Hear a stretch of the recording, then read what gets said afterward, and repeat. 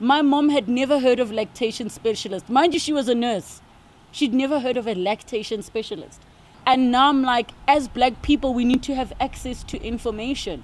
We can't look at certain things, oh, that's a white thing. Or that's, oh no, that's not our thing. This is the Hustler's Corner. Hello everybody, welcome back to the Hustler's Corner. First up, Grootman's Buddha, sharp sign on the count of 1, 2, 3, let's go. Click, click, click, click that like button, click, click, click, click, thank you. Let's go to the subscription button as well, click, so the community can grow. And just like I was saying, guys, thank you. I'd like to welcome all of our brand new community members. Just over the past month, we've grown at over 10,000 brand new subscribers. I think we are sitting at about 15,000 new subscribers. So that's why we have to welcome you guys. It's a platform to share stories that inspire us, a platform to promote positivity, and just people that are doing great in their own right. So the person that I have here, I've known them for quite some time, and to just witness what they've been doing with their careers over the years. Arguably one of the hardest working women in the South African industry showbiz scene. She continues to stamp her authority as one of the best talents in the entertainment industry with her radio voice, her voiceover work, her acting, and presenting appearances. She MCs gigs, she's an entrepreneur, but more than anything, she'd like to be called mom because she's a new mother, right? The production and musical directing work she has done with the companies Relebogile Media, Black Swan Media, and more. Her talents extends to producing for television, commercials, and music videos. She's very passionate about women empowerment and being a voice of reason in issues concerning women. She mentors young women and shares opportunities of growth. She continues to challenge the status quo in a male-dominated industry with groundbreaking moves. She has directed all of her philanthropic projects through her foundation, the Relebogile Mabotja Foundation. She has been in the media and entertainment space for the past 18 years with a host of skills. She was introduced to television screens as a presenter back in the early 2000s on Crazy E on ETV. Oh! What followed was Gospel Grooves on ETV, 12th Day of Christmas, the Nando's TV, Dance Your Butt Off season. I remember we worked together on that show. Oh wow, Trending SA, and over a decade of emceeing work and hosting work. Your resume is too long. But let me just highlight some important factors here. That you've got a certification in entertainment law from the University of Johannesburg, and you've got a certification in business management and entrepreneurship from the University of South Africa, and you are actually properly trained for board directorship and chairmanship through IODSA, and you previously sat on the board of the National Einst Food Academy and chaired the board of the South African Music Rights Organization. I can go on and on and on. She's award-winning, she's a philanthropist, she's an entrepreneur. All of those things don't impress her. If you want to see her smile, just say mother. Mama. How are you doing? Oh man, I'm good. I finally made it. Yeah, thank you. Hey, thank you. Yeah, I made it. It's good. I'm good. Baby's good. You know, things are, like, I don't really have much to complain about, to be honest. Baby's turning 1 tomorrow.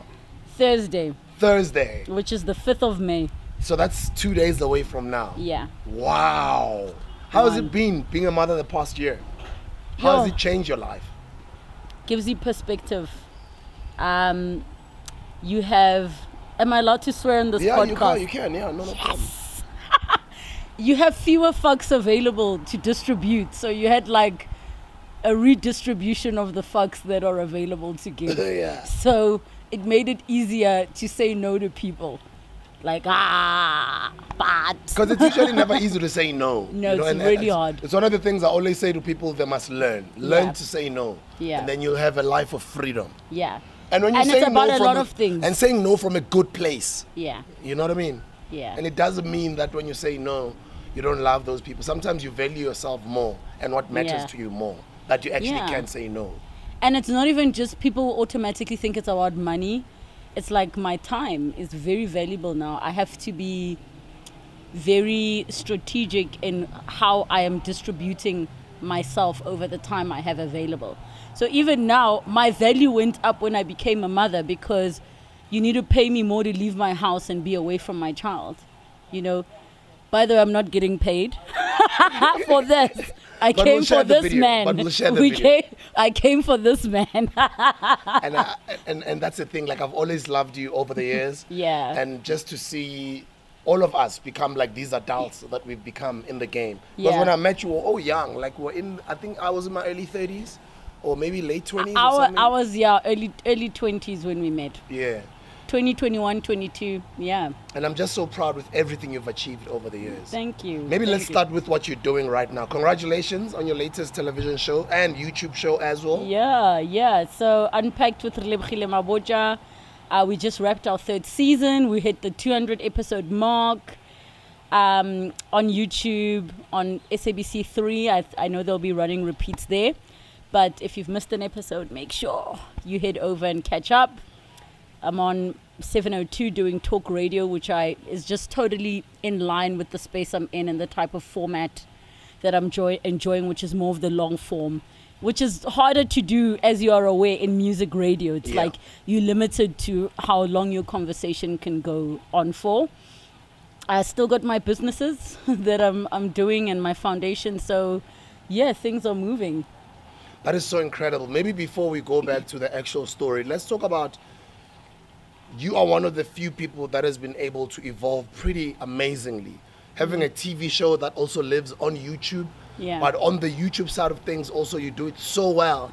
And the other time you're even telling me that sometimes you even shoot 7 episodes in a day. I'm like, you put in work. Yeah, we have to. So, you know, when we started out the show, a lot of what we were doing was figuring it out as we go along. Like, I just called up people who had gear and I said, I don't have money, but let's try this thing out and see what happens, because we were, you know, it was early stages of lockdown and many shoots got cancelled. So a lot of people were sitting at home and I was like, I can feed you and give you gas money, come through, let's see what we can figure out. So while we were still figuring out what we can do, what helped me was my television production knowledge. I said, yes, we're doing this for YouTube, but we need to run it like a TV production with a team that's handling research, content, confirming guests, and all of those things. And we started to figure out what works. So one of the things we figured out works is most of our guests have 9 to 5s. So let's not shoot during the week. Let's shoot on Saturday and Sunday when they are available, as opposed to people taking leave, you know, to come be a guest on our show. So what we realized is, okay, Saturday, Sunday, if we start really early, we can actually knock out a couple of episodes in a day. And if an episode really it justifies it being more than one part, which I would say if we go over about 50 minutes, that's a 2-part, then it will become a 2-part. So we schedule 5 stories a day, but sometimes that can work out to 6 episodes or 7 episodes. What advice would you give to anybody that is trying to grow their YouTube channel? Oh, you know why that's such a hard question is because the initial plan was we're going to go on YouTube, but I just didn't even do a drop of research about the platform itself, how the analytics work, as in, you know, how many words should be in your thumbnail to make people respond to it? What kind of images should you be doing? What kind of info should be in your caption? I did none of that research. And then a broadcaster, SABC, came on board, said, we want the show, please don't go on YouTube yet. Okay, cool, we'll come to you, but we still want to have our YouTube version that goes straight after the broadcast, and that will have other footage that won't have been on TV, and we can swear and not hold back, because 5 p.m. on a national broadcaster, you still got kids in front of the TV. So now, when we did go on YouTube, we hadn't planned how we're doing it. We just said, okay, cool, we're going to upload the episode that's unedited and uncut after the broadcast. And then as we went along, we'd be like, okay, a lot of people saw this video, but how come other people didn't watch this video? So now you had to start studying. What are we doing? How are the icons that we're using? So the title, for instance, for an episode on TV is not the same title on YouTube, because the crowd on YouTube is different. So shoot the content, whatever it is you wanna do. Shoot the content, but how to maximize your viewers, your subscribers, how to get picked up by the algorithms, how to get YouTube promote you more, how to start generating an income. The videos are there. Start to watch them and learn. We figured it out as we were going along. And I'm very fortunate that I have a team. So I didn't have to actually do the work myself. I had my digital media person who like takes pictures on sets, who does the thumbnail for the episode. But as he was going along, he's like, yo, I saw this video and the girl was talking about don't put too many words in your title. So now we had to be like, okay, so we're only limiting ourselves to 5-word titles. Let's be clever.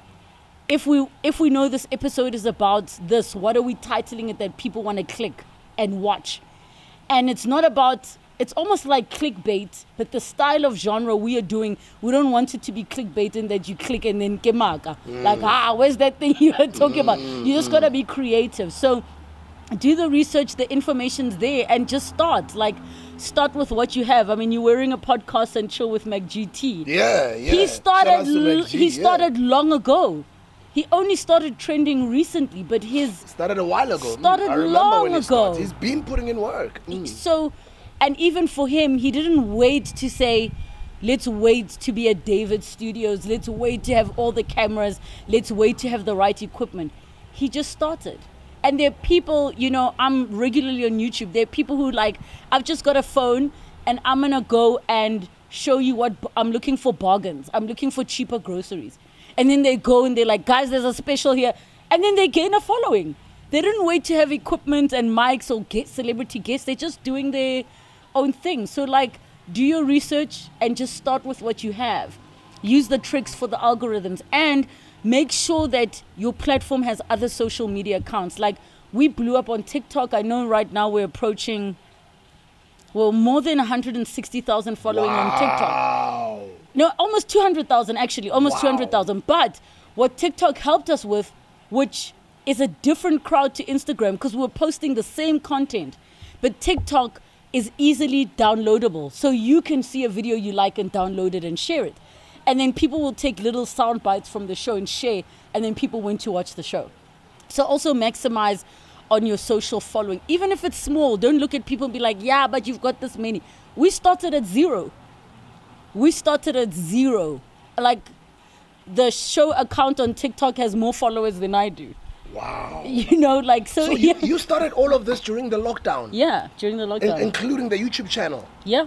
No, so the YouTube channel I had started maybe in 2016. But you're not putting out content that often? No, like it was something that I would do and I felt like doing it. Just like us here. It's no, only this year that I started but you guys are work. Consistent now. Only this year? Yes. It wasn't like that, yeah. But you can see the difference. I can see now the that you're difference consistent, now. Yeah. the following grew.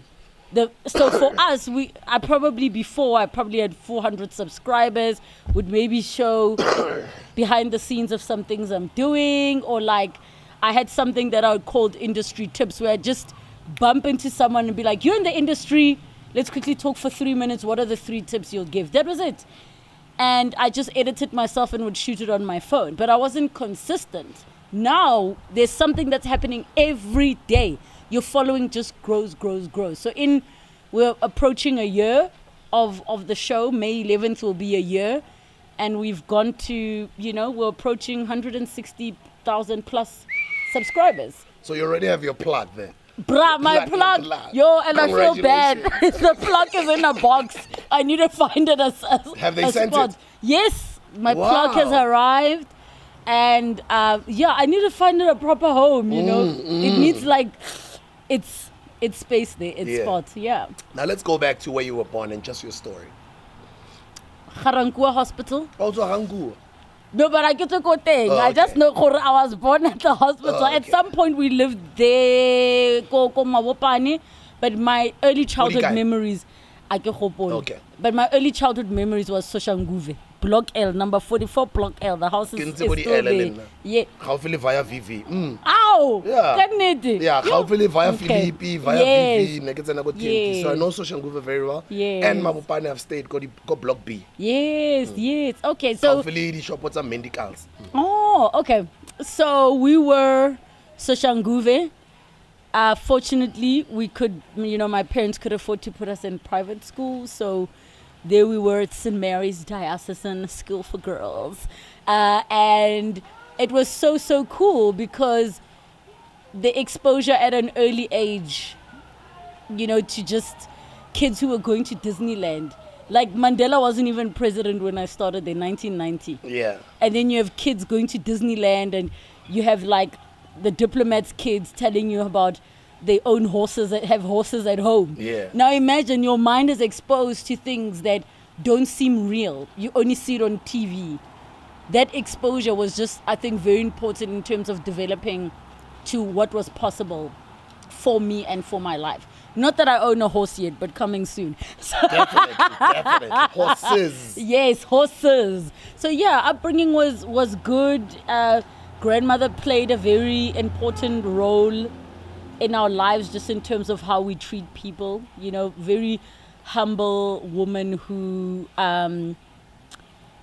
treated all of us the same. Didn't matter if umutoko coming for a plate of food, there'd always be an extra plate of food. And yeah, I had a really solid childhood, lots of cultural activities like singing in the choir, traveling with the choir. That's how I met Nelson Mandela the first time, is through singing in the choir, being in sports activities. So I would say I had a very well-rounded childhood. Yeah, very well-rounded. Skela. Skolo. School. I'm like, sorry. You see, my brain was in St. Mary's Diocesan School for Girls mode. And then one kisa Tembi. So yeah, St. Mary's Diocesan School for Girls High School. I was at Pretoria Girls High School, which has produced some amazing young ladies. And yeah, just straightforward, man. I was Pretoria through and through, and then Pretoria lost me to Joburg. So wanna be to gran. Dude, full on. My accent And your introduction into the industry, I know how difficult it is to get into this business. How did you get in? Jacob Zuma's daughter, Thuli Zuma, saw a newspaper clipping. We were in matric together. And she said, friend, let's go audition for Fame the Musical at the State Theatre. What are we going to do though? It's during school. No, I went to the headmistress. Koko, listen, we'll come write our test, but can we go to this audition? No problem. We went to this audition, and I got the part. I had to sing, act, and do a dance audition for the show. After a series of callbacks, I got a call like, hey, you got the part. But I knew I couldn't do the show because it was during my matric finals. And then I went to my headmistress. I was like, yeah, about that thing, I got the job, so I want to leave school to do this thing. And she was like, what? I was like, no, can't you arrange for me to like do my finals during Feb, during the supplementary exams?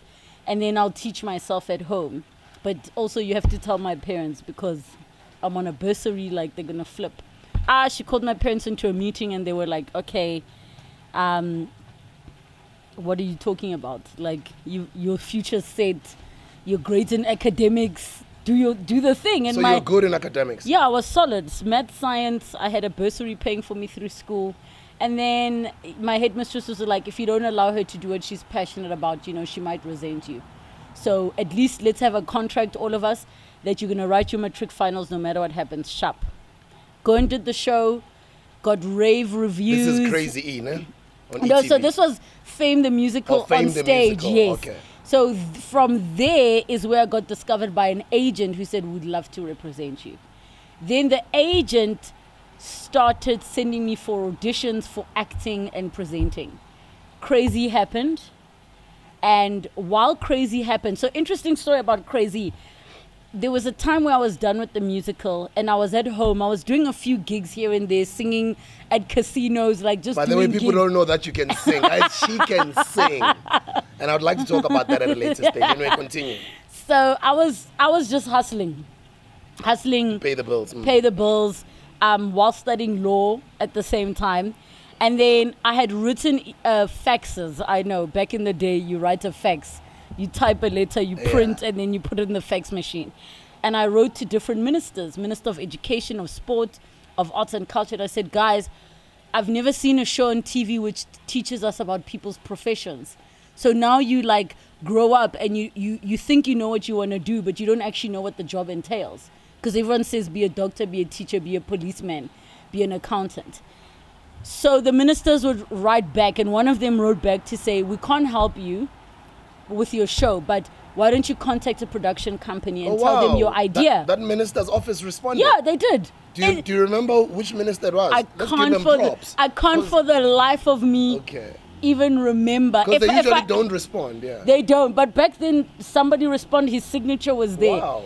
And so I said, actually, yeah. So I went to the yellow pages because we didn't have the internet we used to have the yellow pages. like that. Yo. And I started searching production companies, like, okay. And then I remember finding Red Pepper. And I think I sent them a letter or a fax as well to say, listen, mind you have to phone and ask for the fax number. And then you fax. Yeah. So I say, okay, I have an idea for a TV show, da-da-da-da-da. And they called me and said, listen, we can't help you with a TV show, but we think you're very bright and smart. Would you like to be a production assistant? I said, oh, okay, great. They said, come be a production assistant at Crazy. Went, had a meeting. I remember my mom drove me. And then... This is in Linden, right? In Linden, yeah. And I mean, I was 18. I was green. They said, okay, cool. We know you've been a stage performer, but you must know the money's not going to be like what you earned on stage. Sharp. Started from the bottom. Bottom. One of my tasks as a production assistant was you have to, like, there were these, I think they were called DV tapes. Yeah, I remember them. Small DV tapes. But my job was literally to digitize them. Not even digitize, worse. You sit down in the archives, you take old tapes and you put alcohol, take the label off and put a new label. So I was just recycling tapes. Yeah. That was one of my jobs. But then I was like, okay, guys, I'm bored. After like 2 weeks, I was like, please give me other things to do. So I started stalking. So I went to the script writer and I'm like, can I just watch you write a script? Explain to me how it works. They explained to me the duration, that bumpers take 5 seconds. Okay, cool. So I'm like, can I try write a script? Can I learn how to direct a shoot? So I'd go on an ENG shoot. I would learn auto cue. I learned floor managing. I learned how to operate everything that happens in TV production. I did it because I wanted to understand how it all works. Then I started to be like, okay, I can see what I like, what I'm enjoying. Because at Red Pepper they had other productions, I started offering myself to other productions when I wasn't being a production assistant, and they started using me. Then I was like, hey, at Crazy, they're like, come be in front of the camera. Okay, cool. I'm in front of the camera while I'm working, sharp. And then I was like, I'm outgrowing this thing. Let's go out into the big world. So I was a freelancer for a period, but while that was happening, my agent was sending me to auditions. I was shooting Home Affairs. I was shooting Zone 14. And then that's literally where I started building myself. Then I would get a production job as like, okay, now you're a production manager. Now you're a producer. Now you have, this job as an acting whatever. Now you are singing at this corp. That's literally how I just would talk to people, be like, oh, you do this, come through. Then because I was singing, my first proper composition that I actually made money from was when SABC2 needed a new theme song. Then I was like, yo, RJ, let's do this. We wrote music for SABC2. With RJ Benjamin. Yeah, with RJ Benjamin. And he's the one that advised me to say, who's your publishing company? Who's your this? I said, I don't know these things. He's like, you're very smart. You do your own admin. Don't give anyone any of your rights. Do your own publishing. Go to the SAMRA website. Figure out how to do the forms. And I was like, actually, because I don't see other women having their publishing houses or anything like that. I had 2 albums released under my mini record label. So like throughout the years, I was just quietly building, figuring out. That's kind of like how I got into SAMRO at one point, is because there were no women that were sitting in certain roles in the music industry. So my introduction to the industry was literally a newspaper clipping, an audition, and it just spiraled from there. Spiraled into everything up until today. Yeah, and if you're wondering what happened to my law studies, my dad is also wondering. What happened? But you've had a very successful entertainment career, and it's only just beginning. It's weird because I also kind of feel like that. I feel like I'm in a new phase of starting different things in my career at the moment. I feel the same, yeah. But isn't it beautiful that your career can keep starting over? Yeah. Like, Yeah. I think it's beautiful. Like, in an I always industry say as to hard as people- ours. I always say to people, nobody arrives. We Yeah. don't arrive. Yeah. This is a consistent journey of learning. Yeah. No matter how great you are at what you do, you get to the top of the mountain, then you get to realize there's actually other mountains down there to conquer. You know what I mean? Literally.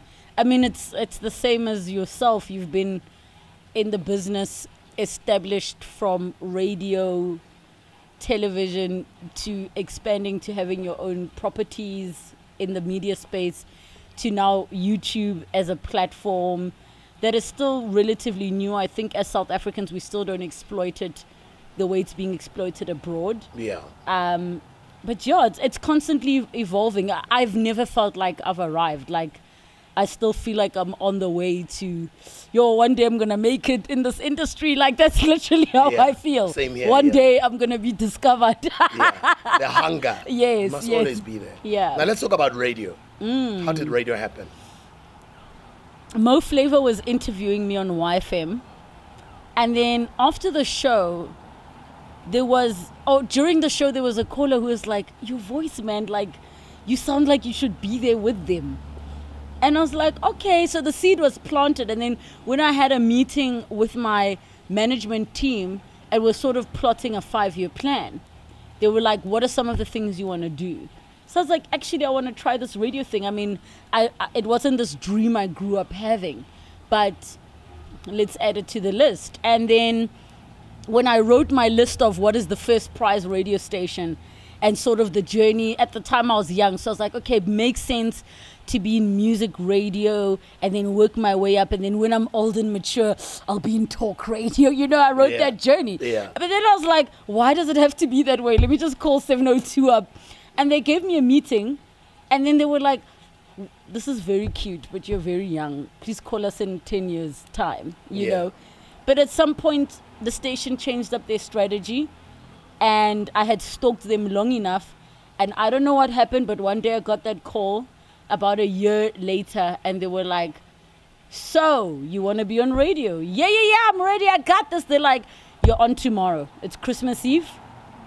It's 4 hours. It's graveyard shift. And which year was that? Oh, what year are we in now? 2022. This must have been 2013. Oh, okay. Or 14. About a decade ago, okay. Listen, I have mom brain now, It's okay? okay. It's okay. And then they're like, so you got this, Shab? I was like, yeah, I got this. And I called my mom and I cried. I was like, I said to them I can do this and I can't. What am I going to do? So I started calling everyone I know on radio. I was like, you guys need to tell me there's no time for training. There's no time for anything. You just thrown in the deep end. And I went on air and I was just like, it's my first time here. Let's figure it out. I know nothing about nothing. Teach me. I'm here to learn. That's like how my radio career started. And graveyard shift in talk radio, you can't like chill in between songs. It's constant dialogue. Sometimes nobody's calling. Sometimes it's constant reading about things you've never heard about. That's how the journey started for me. And congratulations, you're now a mother. Yeah. So your journey just keeps on evolving. How has that changed your life? I get to relive childhood things that are gone from my memory and recreate them in the beautiful way I wish my childhood had been. You know what I mean? Like, when you meet certain people, which is usually, rich white people, whose kids get exposed from a really early age to so many things, like traveling abroad, all of those things. And not to say our childhoods were terrible, no, but there's something that happens when a seed is planted in your mind about what is possible in life. That's belief. And I get to do that with my son. It's like open him up and expose him to the best that our parents wished for us, that we now get to dream bigger and wish for them. Maybe back in the day, our parents were like, we just want a world of equality where our kids will just be treated equally as white kids. Now we're like, we want a world where our children are inheriting wealth and a portfolio and empires and not just, the bare minimum. We now want our kids to grow up without traumas. We want to break generational curses. So it's beautiful to experience just the part of getting to see my son learn the world in his perspective, which is very simplistic.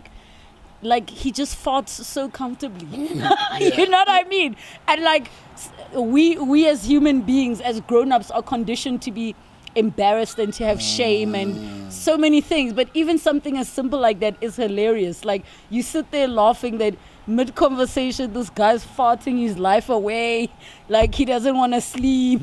And then he's like, throws food at, he's just living his best life. And it gets to really humble me and ground me. Actually, it gets to ground me that sometimes we get caught up in the work that we're doing and the fact that I've got this many interviews to do and I still need to go, hang out with SBU for his podcast, and I still need to do.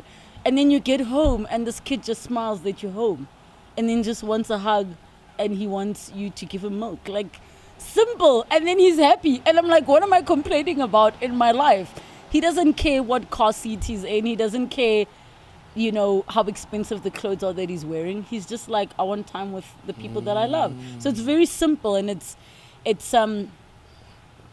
just is a humbling character building experience. Sure. I would like to know if you're still going to explore your music career. Definitely. I mean, the music continues. If you watch Homegrown Tastes, currently hosted by Lorna Maseko on BBC, my company, myself and RJ Benjamin, did the music for that show. So we're constantly making music. If you actually look at the credits, you'll see my company, Relebogile Mabotja, on many shows that are on air. And by the way, guys, that's another business. There's a lot of money to be made, Yeah. If I can tell you how much money they made during that generation. Yo, they made a lot. A lot of money, millions, They made a lot of money. So there's lots of money in publishing. Yeah.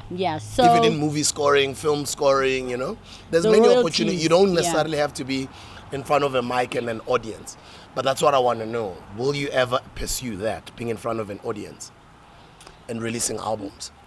Definitely. Okay. Definitely. I think music is my first love, which is why it's been the hardest part of my career to explore, because like you can even see my body language has changed. Like, I get so self-conscious and anxious, like, Yeah. And I think the difficulty is, as South Africans, we're so conditioned that people must be doing one thing. So it's frustrating when, like, why are you dropping an album and you've got a talk show and stop, actually. Hashtag open up the industry. It makes it difficult when you are trying to do something when people feel like you're doing everything. So I've taken my time. Why worry about what people have to say? No. And it's not even that I worry per se, but the insecure parts of me, when it comes to the thing I'm most emotionally invested in, I'm more hesitant. Like, it was easy for me to jump into radio because I didn't grow up dreaming about being on radio. So it wasn't this thing that I was so emotionally invested in, that now if I went on air and I messed it up, I could always be like, oh, well, it's something else I tried and it didn't work. But this is something that has been my life since I was 4 or 5 years old. So if I'm going to do this and that fear of rejection is like in the back of my head, or that insecurity, that is me. Now you're rejecting me, So it's something that I just want to take my time with and do it properly, because it really is the closest thing to my heart. And what are some of the other things you'd like to do? Because you're still very young. You're very successful in the entertainment business, but you're still young. There's still a lot of work to be done. Yeah, I definitely want to get into the publishing space. I definitely think I will write. One of the many jobs I've done in my career, I used to write for Soul magazine. When I was a teenager, I used to write for Teen Zone magazine. So I love the medium of books. I really do. And I think at some point I'll definitely do that. I would love in my philanthropic space to do a bit more in terms of developing our industry. I think we've still got a long way to go. And to see how I can launch more shows and more podcasts that I can sort of just be like a executive producer and sort of help other people launch their platforms. because now I'm figuring out and I'm getting the Bible in my head. Okay, this is the format of how to do it. And it will be nice to hand that over to other people to be like, okay, cool. What can you bring to the table? How can I support you in that? That is so awesome. And now you're already on a platform like 702, which has always been considered like for the elders, for the older audience. But as you were saying earlier, I've seen that has changed. I think they've changed their strategy. There's even more younger people that listen to 702. And it's so crazy. Over the past couple of years, let me say over the past decade or so, 702 has moved from being a station sabelung to being an inclusive station. And it being like that now, I think, I'm not sure, I don't know. I think it's got more audiences. No, and it is completely reflective of what's happening in our economy. More black people are, we're shifting where the money is coming from. Your consumers are no longer just rich white people. And you could see that even in television, that at one point, Mnet, for example, was geared specifically for that elite Afrikaans audience because they were considered the buying audience. But now you have a massive middle class black economy that is buying, that is spending. So you must invest in that. If you tune into my show, you will notice that it's almost 50%, 50-50 of black versus non-black interactive callers, listeners. So times are changing, and I think you can see it reflected in media.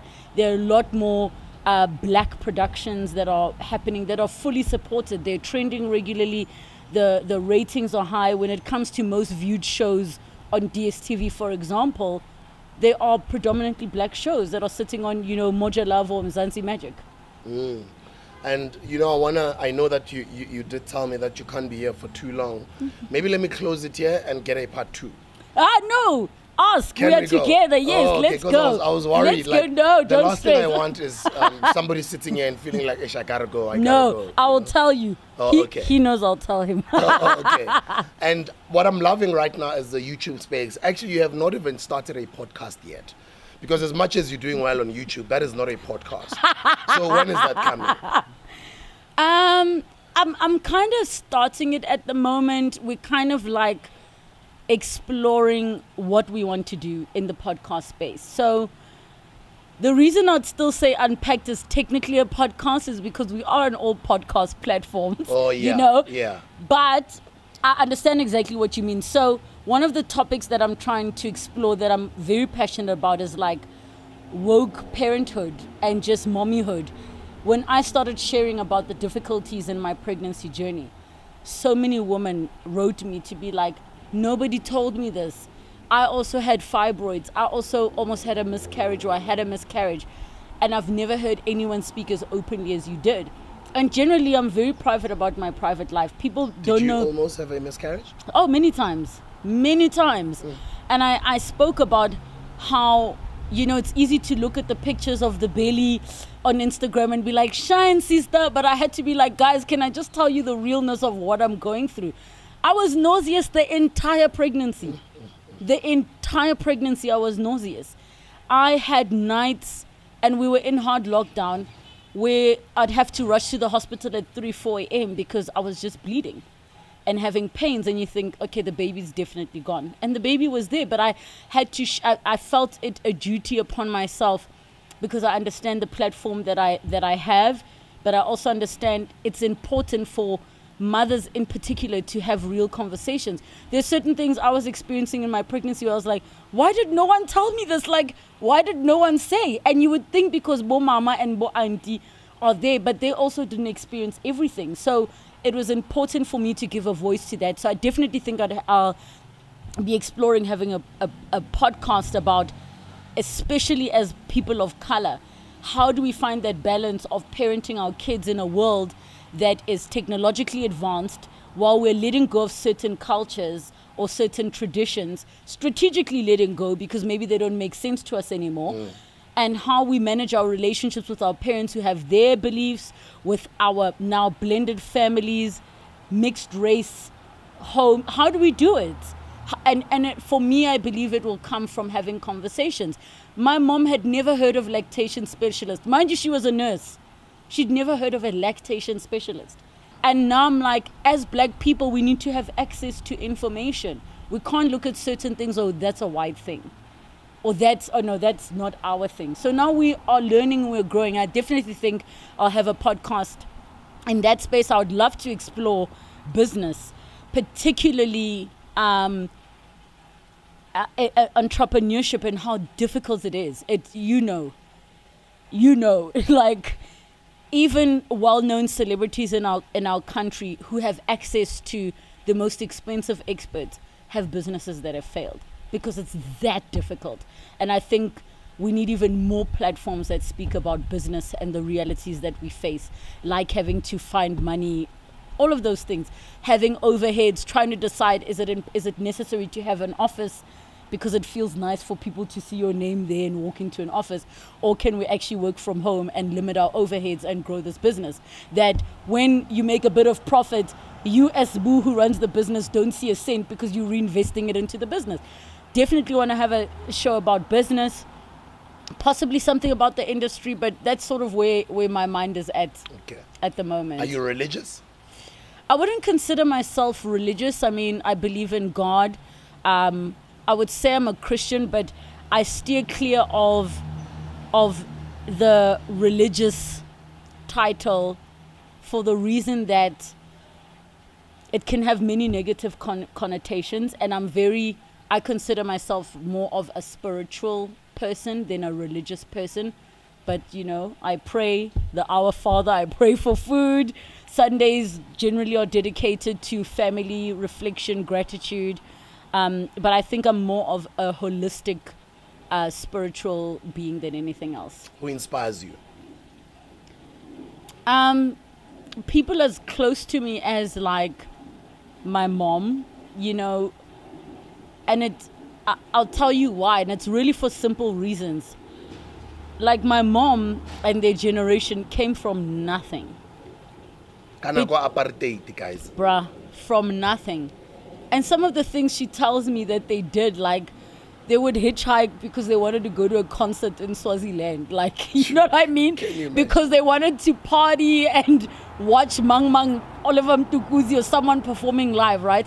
But I listen to some of the things she shares with me and I'm like, my mom is one of the bravest people that I know.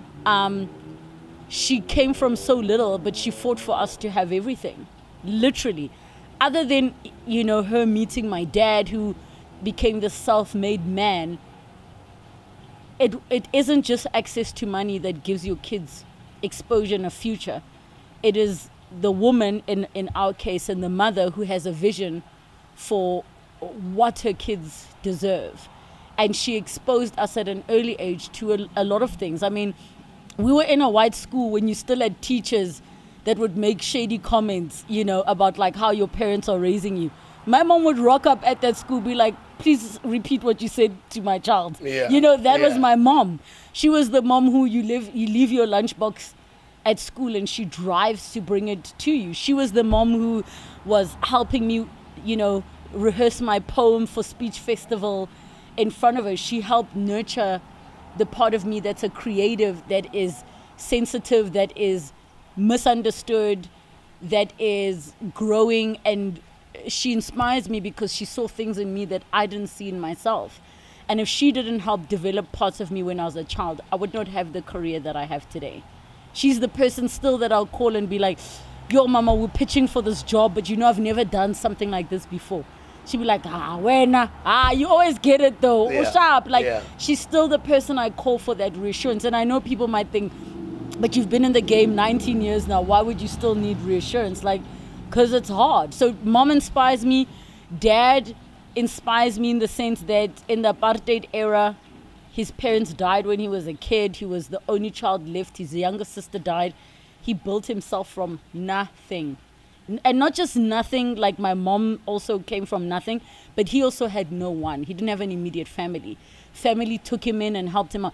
But he talks about how he had to negotiate to get his first Alfa Romeo, and how they negotiated to be part of the Alfa Romeo club, and how he strategically went with specific brandy to negotiate with Maburu to get 2 stands in Soshanguve and not one, so he could build that big house that was worthy of his family.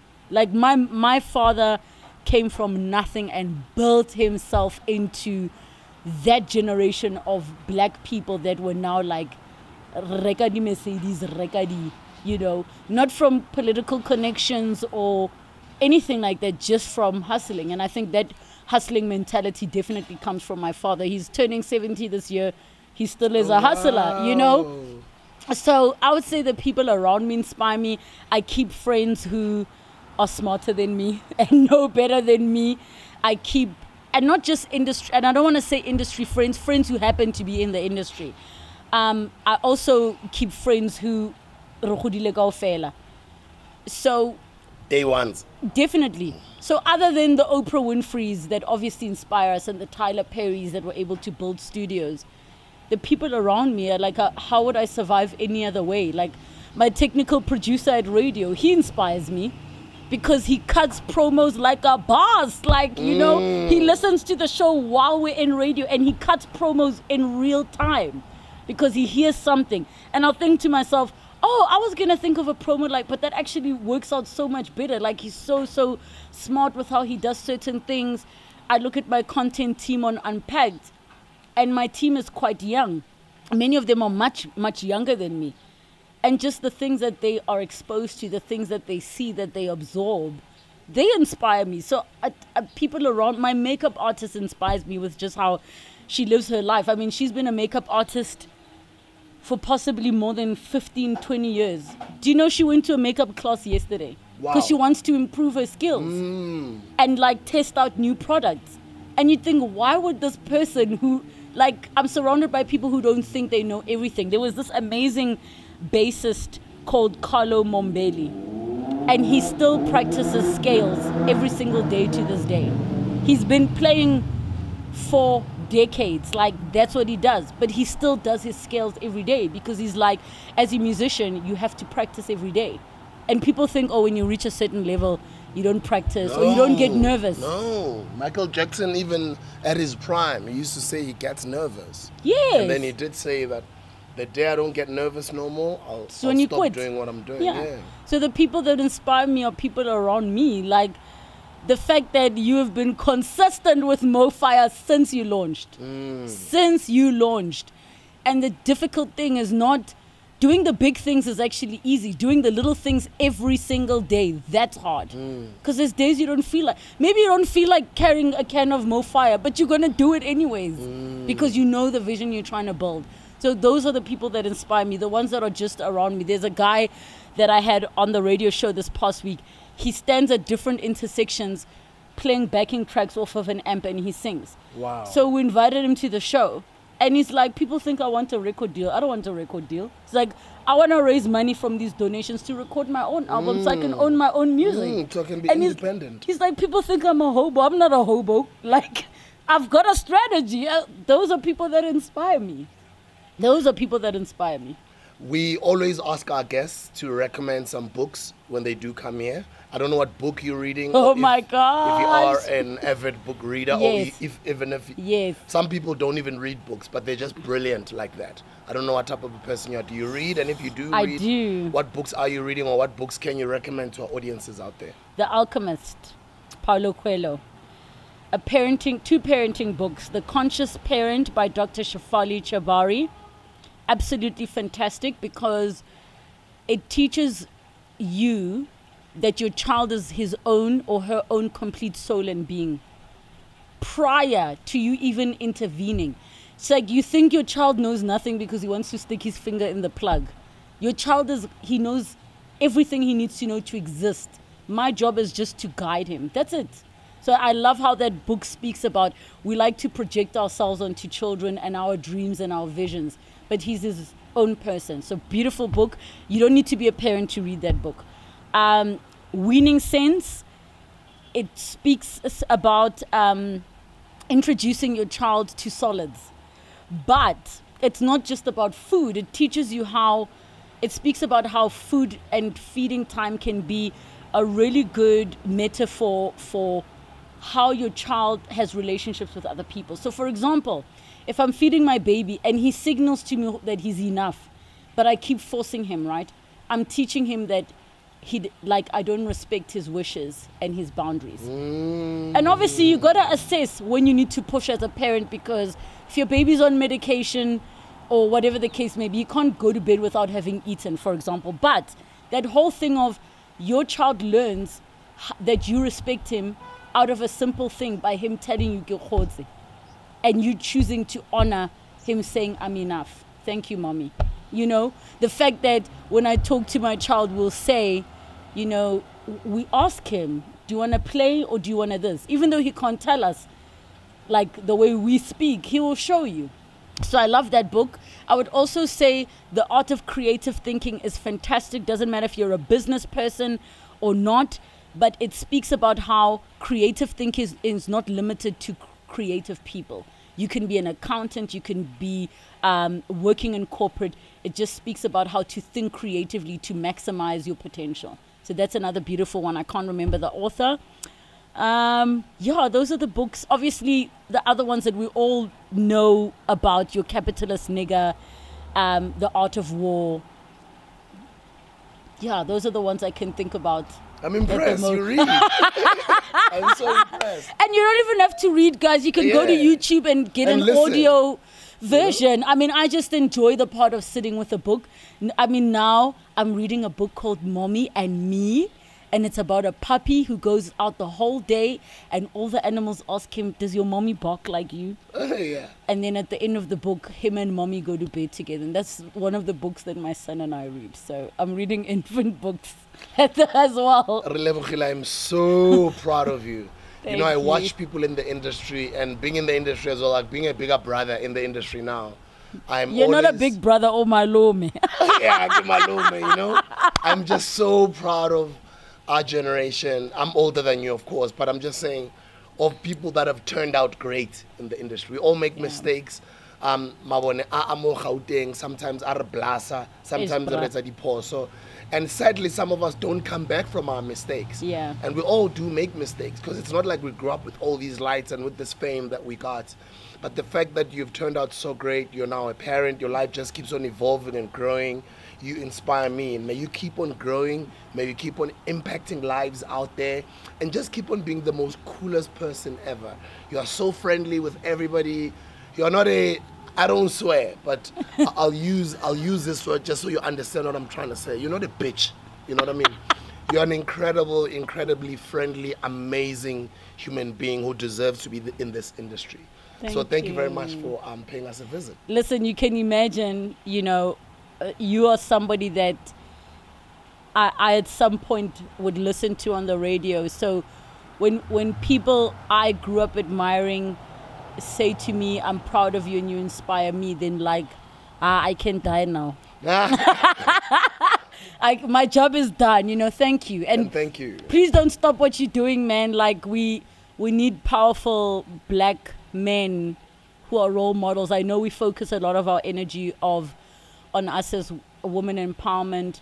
The responsibility is always going to sit with Bomalome, the dads of the industry, to guide the young men, the young boys. You know, consciously as a mother, I think about that with my son, and I'm hoping he's going to grow up well-rounded and surrounded by a myriad of positive black men that he can be like, so many to choose from, I can follow. So, you know, let's hope while we speak about all this female empowerment, the little boys cannot be neglected, but it sits on Lona. You are so correct, because ever since I've been a parent, I even look at sisters differently. When I look at sisters, I always look at, is this person a fit enough role model for my daughter? You know, most decisions that I make, they've got my daughter in mind. It's no longer just a decision. And that just happens on its own. It's just life. That's how God creates it. And I acknowledge, obviously, I'm going to be limited at some point in the things that I can teach my son. I will do the best that I can. And he's so fortunate. He's got so many men in his life, right? But publicly, I also want him to see as many black successful men as possible. It needs to be the norm, not like, ooh, Mar Ole, he did this. Okay, Ole, we had to cancel him. No, it must just feel like the norm. He mustn't be like, oh, I'm going to be that one anomaly of this black successful man that people look up to. So for me, I'm putting it on you. Yeah. All of you, we need you. Yeah. We'll continue playing our role, and thank you very much for the humbling words. I appreciate it. Don't forget to hit the subscribe and hit the notification bell so every time SBU Logs puts up a new video, you're the first to know about it. Unpacked with Relebogile Mabotja. As this episode ends, just go to her page. If you're not watching her content, you've got a you're few missing new out. subscribers You're now. missing out, guys. You need to come watch the content. Come through. Thank you so much for having me. I love you, my sister. Thank you, Ne. Guys, I'll see you on the next video. Go click on her channel right now. Unpacked with Relebogile Mabotja. Go become a subscriber. I don't know how many of you guys are watching right now, but hopefully maybe just out of this episode, you might just get another 100 subscribers, you know? I'll take it. Guys, we'll see you in the next video. Thank you for plugging in. And remember, now we're doing episodes. Just when I was thinking we're doing well, we're doing 3 episodes a week. Here's a person who does 7 episodes in a day. So I'm even more inspired to create even more content and just grow our team. And thank you for the inspiration. Thank you, guys. I'll see you on the next video, guys.